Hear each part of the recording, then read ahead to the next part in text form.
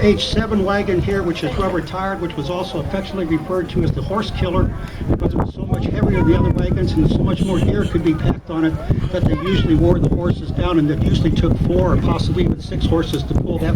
wagon. However, with the rubber tires, it was much easier to move on the roads. I've seen several pictures where they have a team of horses pulling it, and they have ropes on each side with 8 to 10 to 12 men on each side also helping pulling it with all their gear on it. Most of the time, if you'll notice here, everybody stacks all their gear on the wagon because they are walking alongside the wagons or walking between the rows of wagons.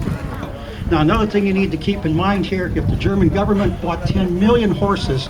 from their people between 1939 and 1945, most of the farming in Europe was still done with horses in the 30s and the 40s. So this was 10 million head of horses that was not out in the fields growing crops for them, which is also another reason why the Germans lost the war, was because their food supply was decreased because of the lack of horses in the field needed to plow their fields, because the army was using them on the